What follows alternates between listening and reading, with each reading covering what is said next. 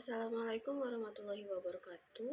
Perkenalkan, nama saya Putri Handrianti dengan NIM C0D023005 dari Prodi Perpajakan kelas F Fakultas Ekonomi dan Bisnis. Di sini saya akan sedikit menjelaskan materi tentang konsep penghasilan dalam akuntansi pajak.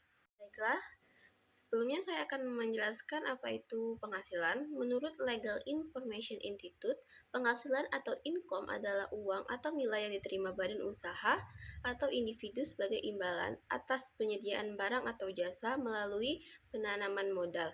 Penghasilan yang datang dari pekerjaan disebut sebagai upah atau gaji.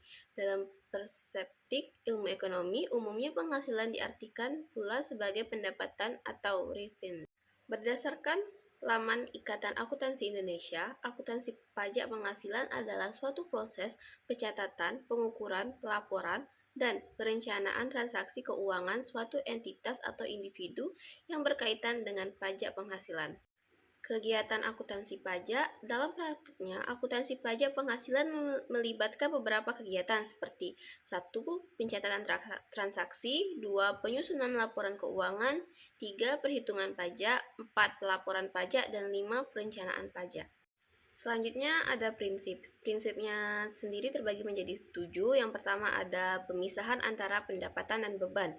Prinsip dasar ini mengharuskan pemisahan yang jelas antara pendapatan dan beban.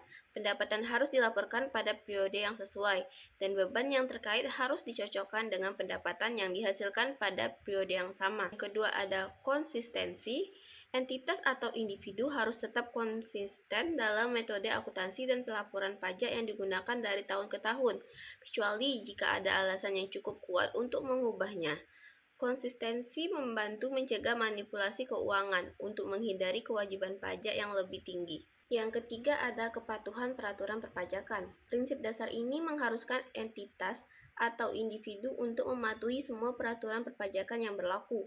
Hal ini termasuk pengungkapan semua sumber pendapatan, mengikuti ketentuan perpajakan yang berlaku, dan melaporkan pajak yang tepat waktu.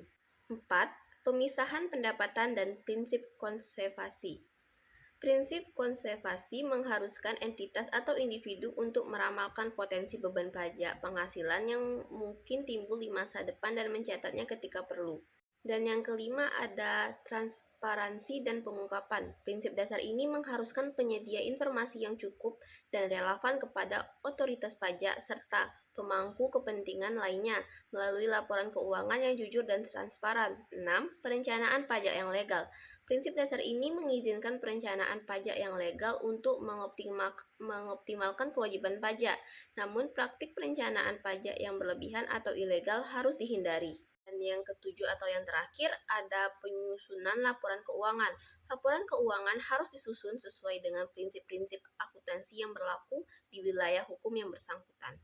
Selanjutnya ada pengakuan dalam penghasilan.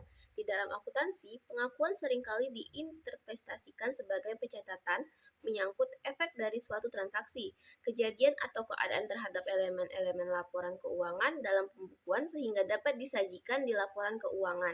Pada aspek pengakuan ini, prinsip realisasi penghasilan yang dianut dalam UU PPH sering berbeda dengan standar akuntansi keuangan (SAK), meskipun disiplin akuntansi menggunakan kriteria pengakuan pendapatan yang sama. Baiklah, sekian penjelasan materi dari saya. Lebih dan kurang saya mohon maaf. Saya akhiri dengan wabillahi taufiq wal hidayah. Wassalamualaikum warahmatullahi wabarakatuh.